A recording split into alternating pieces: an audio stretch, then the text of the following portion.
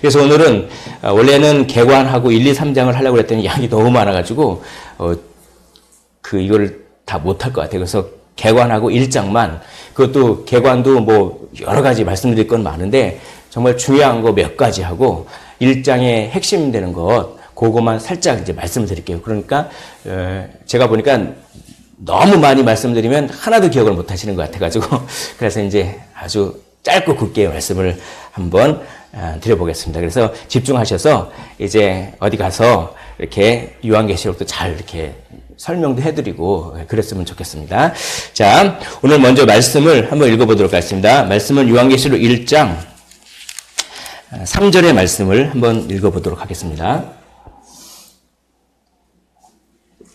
요한계시록 1장 3절, 제가 가지고 있는 성경책으로는 신약성경 399페이지, 요한계시록 1장 3절을 먼저 한번 읽어보겠습니다. 자, 있습니다. 시작.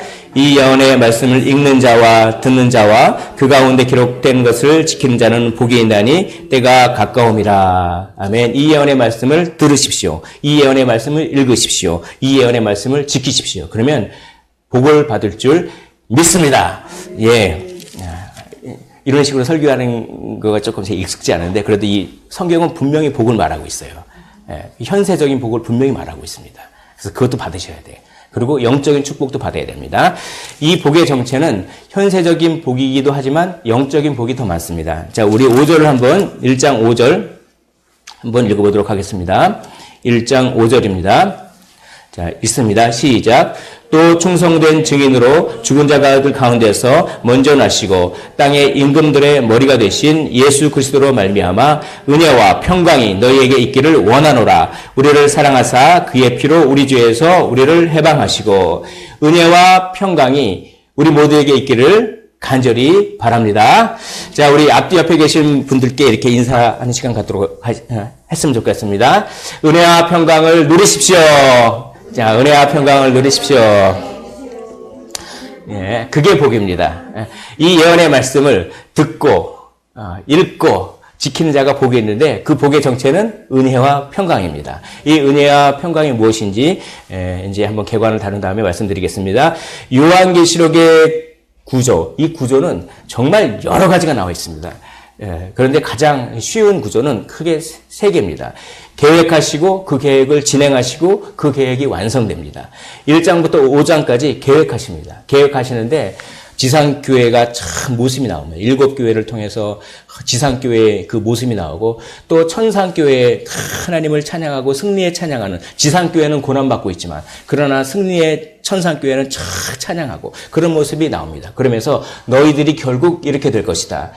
여러분, 우리는 승리를 이미 예약해 놓은 그런 거룩한 성도인 줄 믿습니다. 그게 요한계시록의 핵심입니다. 우리는 이미 이긴 싸움을 하는 그런 사람들입니다. 그러므로 즐기십시오.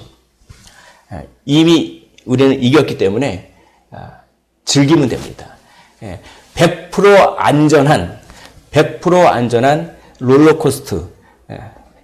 롤러코스터를 즐기듯 이렇게 고난도 즐기십시오. 라고 요한계시록이 얘기합니다. 그 계획이 6장부터 16장까지 진행이 되는데 특별히 재앙을 통해서 진행합니다. 그 재앙은 7인 재앙, 7 나팔 재앙, 7 대접 재앙으로 이렇게 진행이 됩니다. 그런데 이 재앙은 두 가지 측면이 있습니다. 뭐냐면 예수를 믿지 않는 사람들에게는 그야말로 재앙입니다. 그러나 예수를 믿는 사람들에게는 이 재앙이 티켓입니다. 쿠폰입니다. 바로 천국에서 받을 쿠폰이죠. 여러분들이 우리가 이 현재 삶에서 고난 쿠폰을 많이 가지고 있으면 그 쿠폰을 나중에 천국에서 상급으로 다 바꿀 겁니다. 그런데 그냥 이 땅에 살면서 자기가 뭐 그냥 다 여기서 다 갚아버리면 천국에서 받을 것이 없죠. 이 재앙들은 악에 대해서는 심판이지만 뭡니까? 우리 믿는 자들에게는 일종의 상급을 주기 위한 근거가 됩니다. 그래서 우리가 재판할 때 증거자료 내십시오. 이렇게 하죠. 증거자료를 낼 겁니다. 우리 예수님께서 재판장이면서 동시에 변호사인 예수님께서 증거를 냅니다. 그렇다고 우리가 착한 일 많이 해서 구원받는 건 아니고요. 예수를 믿는 것이 증거입니다, 사실. 예수를 믿는 것이 일하는 거예요. 우리 주님께서 이렇게 말씀하셨습니다. 나의 일은 아버지를 믿는 것이다 라고 하는 것이죠. 자, 이렇게 재앙들이 쭉 진행됩니다. 그런데 이 재앙들 가운데 중간마다 여기 보면은 7장과 10장, 11장과 12시장에 교회에 대한 것이 나옵니다. 재앙들이 진행이 돼도 교회는 안전합니다. 재앙들이 진행이 돼도 교회는 사명을 감당해야 합니다. 재앙이 계속 진행되더라도 교회는 전투를 해야 합니다. 이것이 핵심입니다. 그래서 이 부분이 딱 중간 부분에 있죠. 이 구조를 쭉 분석해 보면 이것이 중심이에요. 즉 요한계시록은 사명과 전투를 위해서 있는 책입니다. 그리고 이제 완성됩니다. 심판, 바벨론은 멸망하고 승리, 천년왕국, 새 예루살렘, 그리스도 재림 이런 것들이 있어서 완성이 되는 그런 것들이 요한계시록의 구조입니다. 계획하시고 진행하시고 완성하시고 그리고 재앙들 가운데서도 교회는 안전하게 보호해 주시고 재앙들 가운데서도 교회는 사명을 감당하며 재앙들 가운데서도 교회는 전투를 해라. 왜? 이미 이긴 싸움이니까 그렇습니다. 사랑하는 성도 여러분, 여기서 말하는 재앙과 전투는 영적인 전투라고 생각하시면 더 좋습니다. 물론 구체적인 사건들도 있지만 그러나 영적인 전투가 더 우선순위로 생각하고 이 요한계시록을 해석해 주셨으면 고맙겠습니다. 또 제가 그렇게 이제 해석을 하는 것이죠. 예를 들어서 아마겟돈 전쟁 같은 경우에 어떤 특별한 어떤 사건을 가리켜 2차 대전이 아마겟돈이다. 중동 전쟁이 아마겟돈이다. 이제 그런 해석 방법도 물론 있긴 하지만 그런 것보다는 우리는 지금 아마겟돈 전쟁을 하고 있습니다. 직장에서 하고 있습니다. 가정에서 하고 있습니다. 그런 영적 전쟁으로 이것을 해석하는 것이 더 좋을 것 같습니다. 자, 이렇게 요한계시록이 구조가 이렇습니다. 계획하시고 진행하시고 완성하신다. 한번 따라해 볼까요? 계획하시고 진행하시고 완성하신다. 그러면 어떡합니까? 싸우십시오. 이게 요한계시록의 주제인 것입니다. 자, 예언적 원근법 좀 어렵죠. 여러분 원근법을 아시죠? 여기 산마루가 있습니다. 잘 안 보이네요. 산마루가 이렇게 있는데 이 한 평면에 산마루가 다 표시가 됩니다. 그러나 실제로는 이 산마루는 어떡합니까? 가까운 것이 있고 먼 것이 있고 그렇지 않습니까? 그러나 한 평면에 이 산마루를 전부 다 표현합니다. 그러니까 뭡니까? 자, 내가 속히 오리라 이런 말씀이 있습니다. 예를 들어서 내가 속히 올 것이다. 그건 뭐냐면 맨 나중 최후의 심판 때 오는 것도 오는 거지만 이 예언적 원근법에 의하면 그걸 어떻게 해석해야 됩니까? 지금도 오고 계십니다. 전에도 오고 계십니다. 어떻게 해요? 영으로 오고 계십니다.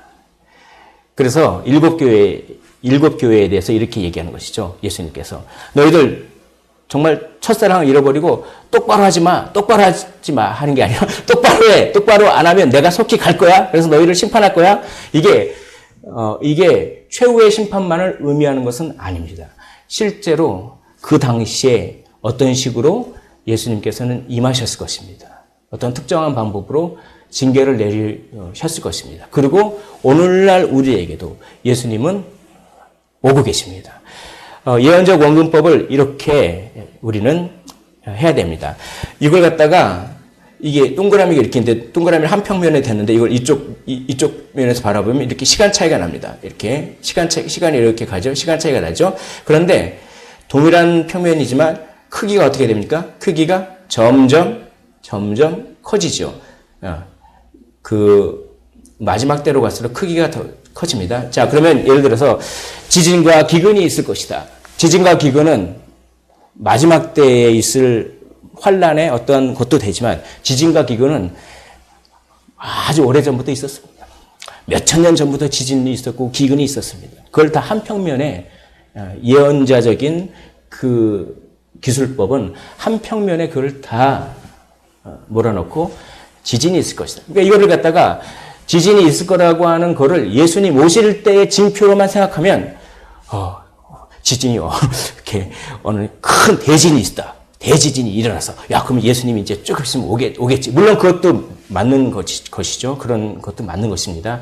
그런데 그걸 꼭 그렇게 어떤 특정한 사건으로 1대1로 매칭해서는 조금 왜곡될 수가 있는 것입니다. 그런데 보십시오. 지진과 기근은 예전에도 있었고 지금도 있었고 지금도 있고 나중에도 있을 것이지만 그 크기는 어떡합니까? 그 크기는 예수님 오실 때가 갈수록 그 크기라든지 그런 것들은 이렇게 커지는 이제 그런 것들을 이렇게 요한계시록은 얘기를 하고 있습니다.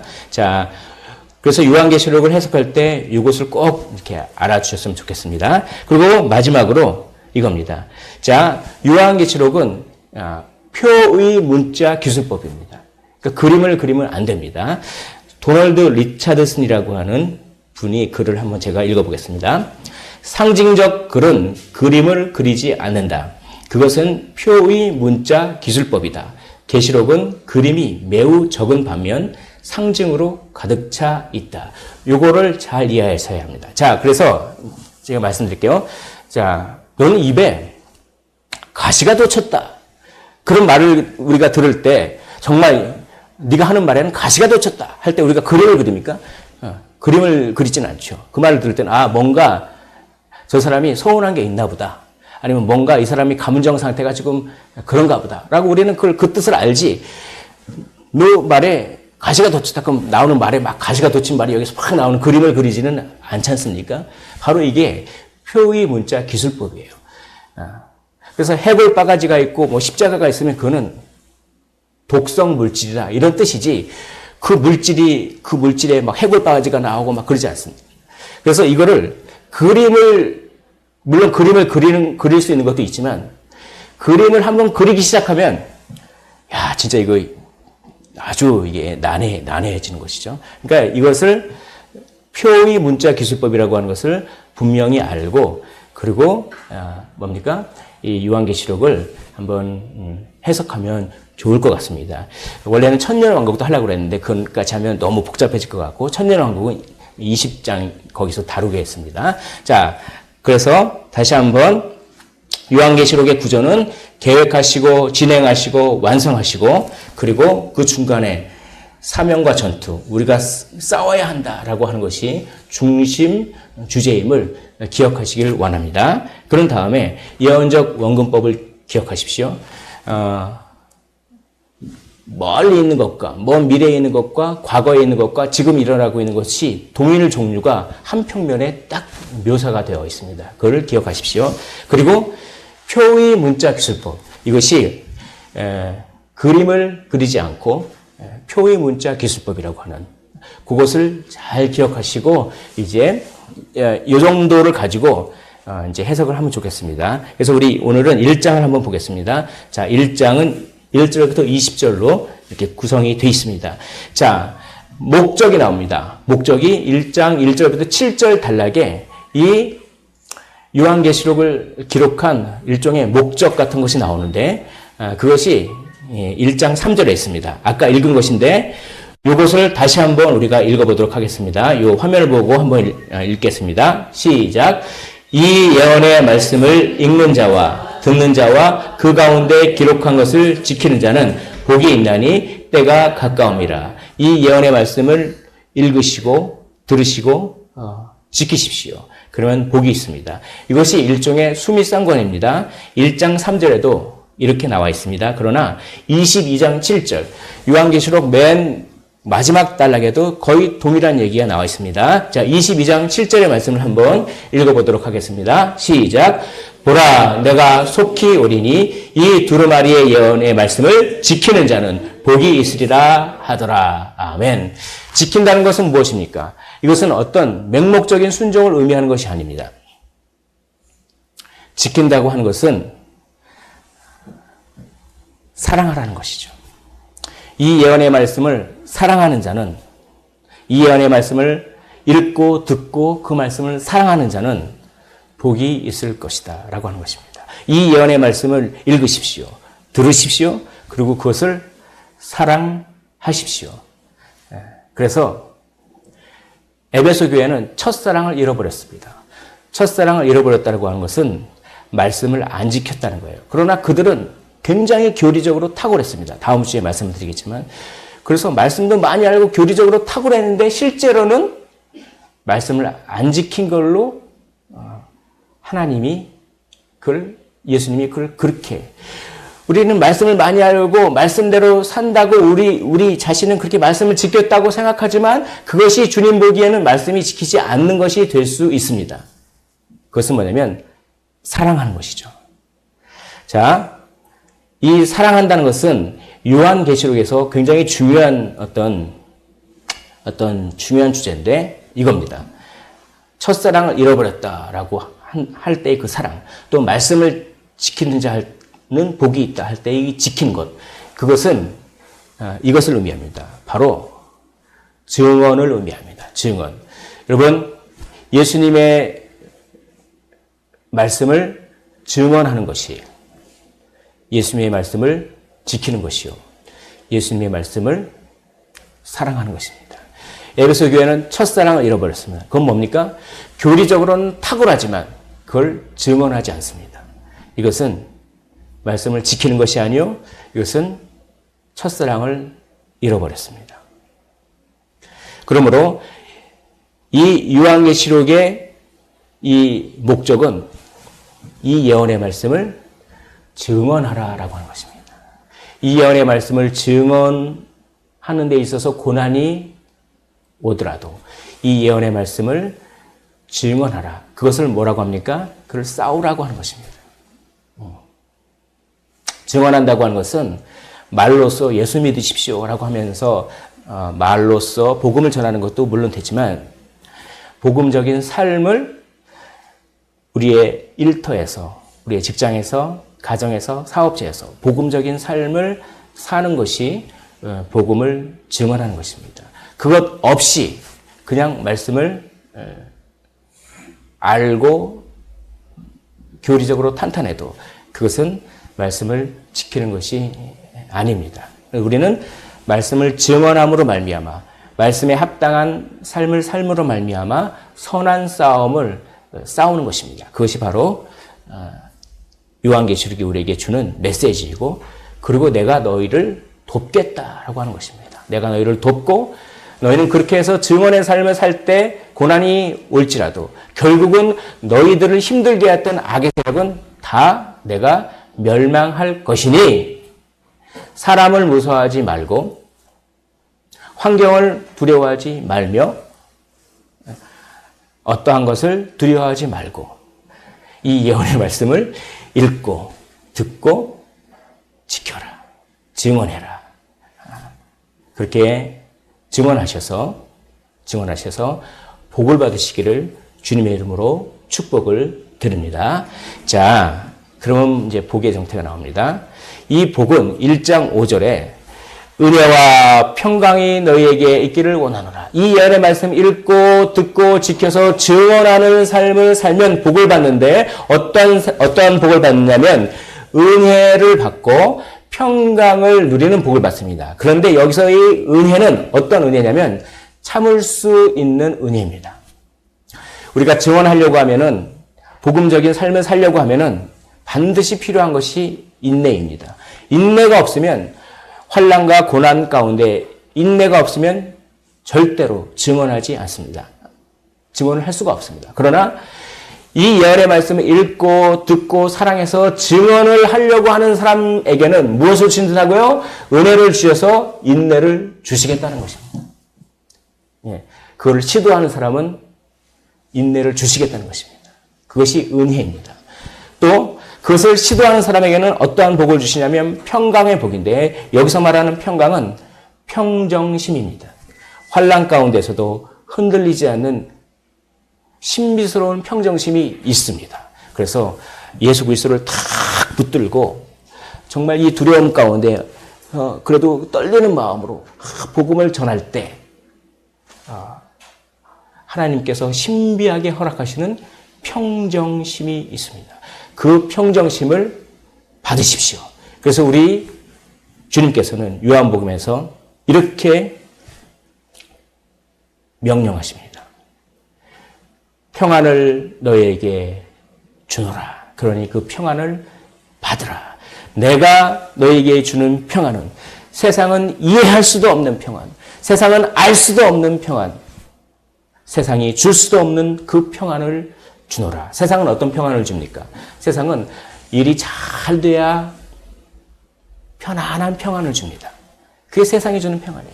세상은 뭐 이렇게 자기 계획대로 뭐가 잘 이루어지고 돈도 이렇게 그냥 뭐 이렇게 풍성하고 뭐도 잘 되고 그러면 편안한 거. 그건 세상이 주는 평안입니다. 그러나 내가 주는 평안은 세상이 주는 평안과는 질적으로 다르고 다른 종류의 평안을 너에게 주노라. 그를 받으라. 명령입니다. 무엇입니까? 세상에서 너희가 환난을 당하나 담대하라. 내가 세상을 이겨노라. 이렇게 말씀하시는 것이죠. 뭡니까? 내가 주는 평안은 평정심입니다.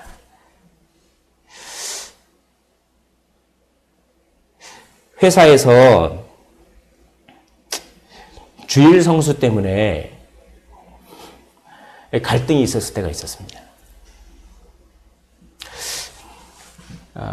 그럴 때 참 기도하면서 그 인사국가를 매기는 인사 책임자에게 저는 주일날 나가면 안 되는데요. 이 말을 하기가 참 입술이 막 바들바들게 떨리는 순간 에라 모르겠다 하고 말을 해버렸습니다. 전 주일날 안 되는데요. 그 다음에 제가 어떻겠습니까? 에라 모르겠다고 말한 다음에. 그런 다음에 저는 이 평정심이 무엇인지를 알게 됐습니다. 말하기 전까지 너무 두렵지만 그러나 그것이 하나님이 기뻐하시고 하나님의 원리에 맞는 거라면 에라 모르겠다. 하나님이 하라고 하셨으니까 하고 발을 탁 내디십시오. 그러면 우리는 원래 아주 안 좋은 쪽으로 상상력을 발휘를 많이 합니다. 왜냐하면 원래 우리가 그래요. 죄성이 있어서 이걸 하면 이렇게 되겠지 저렇게 되겠지. 그래서 우리는 실제로는 당하지 않은 고난을 이미 당하고 있어. 실제로 우리가 상상 속에서. 그러나 한번 해보십시오. 발을 내디디쳐 보십시오. 그러면 신비한 평정심을 줄 때가 너무 많습니다. 바로 은혜와 평강이 너희에게 있기를 원하노라. 이 예언의 말씀을 읽고 듣고 증언하는 삶을 사는 자에게 이상하게 참아집니다. 그리고 신비스럽게 마음에 동요가 생기지 않습니다. 이것을 사도 요한은 말하고 있습니다. 사랑하는 성도 여러분, 은혜와 평강이 우리 모두에게 있으시기를 주님의 이름으로 축복을 드립니다. 자, 우리 한번 아까처럼 앞뒤 옆에 계신 분들께 은혜와 평강이 너희에게 있을지어다 이렇게 한번 해보십시오. 자, 인사하는 시간 갖도록 합니다. 시작. 자, 은혜와 평강이 너희에게 있을지어다. 은혜와 평강을 마음껏 받아 누리십시오. 좋습니다. 자, 이 목적이 나온 다음에 이제 예수님의 모습이 싹 나옵니다. 이게 너무나 길기 때문에 그냥 요약합니다. 예수님의 모습이 1장 9절부터 18절까지 나오는 이유가 있습니다. 왜냐하면 예수님은 말만 하시는 분이 아닙니다. 그래서 마태복음에 보면 예수님께서는 그냥 산 위에 올라가서 말씀만 전하시는 분이 아니었어요. 산에서 말씀을 막 전하면 내려오셔서 직접 전도도 하시고 병도 고치시고, 그러니까 예수님은 말만 하는 분이 아니었습니다. 말만 하는 사람에게 누가 따르겠습니까? 말만 하는 사람에게 누가 목숨을 내걸고 그렇게 하겠습니다. 그러나 예수님은 자기가 말씀을 다 하고 말씀대로 사셨습니다. 산에서 가난한 자는 복이 있다라고 말씀하시면서 산 위에 내려와서 진짜 가난하게 사셨습니다. 인자는 머리 둘 곳이 없다라고 이렇게 하면서 사셨습니다. 그리고 그렇게 기도 외에는 이런 종류가 나올 것이 없다 하면서 기도를 강조하시면서 실제로 말만 한 것이 아니라 그분은 그렇게 새벽 미명에 일어나셔서 그렇게 기도하시고 그리고 병도 고치시고 그렇게 하셨습니다. 바로 그것입니다. 너희가 은혜와 평강이 있을지어다 라고 말만 하시는 분이 아니십니다. 직접 나타나시죠. 직접 나타나셔서 내가 이런 존재임을 보여주는 것입니다. 여기서 그림을 그리면 안 됩니다. 여기서 이거를 제 말씀을 듣고 한번 말씀을 읽어보십시오. 여기서 나오는 예수님의 모습 9절부터 18절까지는 예수님의 모습을 크게 세 가지 뜻으로 그렇게 알려줍니다. 첫째는 하나님과 동등된 분을 묘사합니다. 주권자요, 통치자. 한번 따라해 볼까요? 주권자요, 통치자. 시작. 자, 주권자요, 통치자를 떠올리게 하는 그런 묘사들이 나옵니다. 인자 같은 이라고 하는 묘사가 나옵니다. 이건 다니엘 7장에 나옵니다. 흰 양털을 탁 머리가 희다. 다니엘 7장에 나옵니다. 많은 물소리와 같다. 에스겔 1장과 43장에 나옵니다. 이런 것들은 뭡니까? 하나님과 동등된 분임을 표현하는 그런 얘기입니다. 이런 걸 하면서 흰 양털이 있어서 간달프처럼 막 이렇게 그림을 그리지 마시고 흰 양털이 있다. 이거는 표의 문자 기술법. 이거는 하나님과 동등된 분. 이렇게 하시면 됩니다. 이렇게. 예. 입에서 좌우에 날선검이 나오면 말할 때마다 이 검이 척척척척 이렇게 그림을 그리는 것이 아닙니다. 예. 그런 즉 그림 문자 기술법 우리가 익숙해서 그러는데 그런 게 하십니다. 자, 7별 가졌다. 7이라고 하는 충만한 수입니다. 별은 우주죠. 온 우주의 통치권을 말합니다. 처음이요 마지막이다 라고 하는 것입니다. 역사를 주관하시는 분입니다. 한번 따라해 볼까요? 인자 같으니 흰 양털 많은 물소리 7별 처음이요 마지막. 이거는 하나님과 동등된 분을 묘사하는 그런 표의 문자 기술법입니다. 두 번째, 제사장의 모습으로 나옵니다.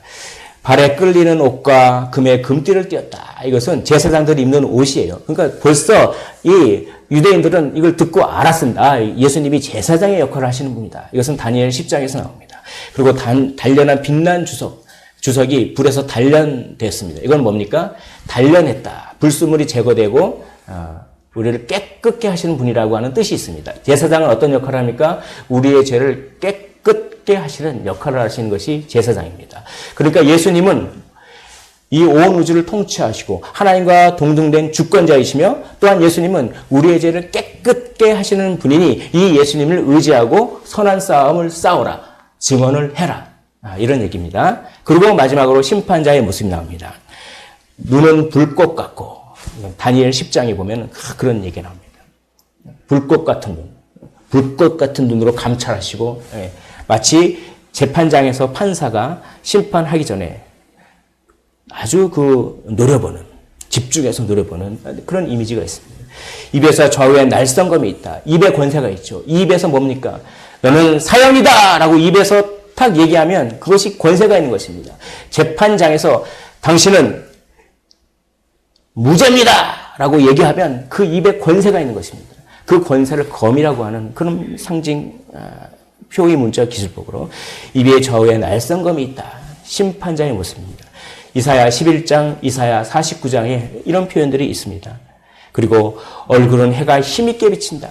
사사기 5장에 보면은 용사를 표현하는데 얼굴이 해가 힘있게 비친다. 이런 얘기가 나옵니다. 용사. 그러니까 하나님은 싸우시는 분이라는 것이죠. 악과 싸워 이기는 분이라는 뜻입니다. 그럼 뭡니까? 심판자의 모습입니다. 그러므로 하나님과 동등된 분, 이 역사를 주관하시는 분, 고난 가운데서도 그 고난을 주관하셔서 고난의 해결책도 이미 마련해 놓으신 분, 그리고 우리의 그 죄악을 다 씻어 주시는 분, 그래서 우리를 하나님과 연결시켜 주시는 분, 그러므로 우리가 예수님을 기대서 무엇이든지 기도할 수 있게 하시는 그런 분, 그리고 심판자, 우리를 괴롭히는 그 악한 무리를 다 심판해 주시는 분, 우리 대신 다 원수를 갚아주시는 분, 이런 분을 의지하면서 어떻게 합니까?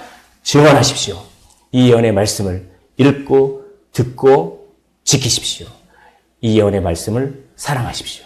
이 예언의 말씀을 삶으로 증언하십시오.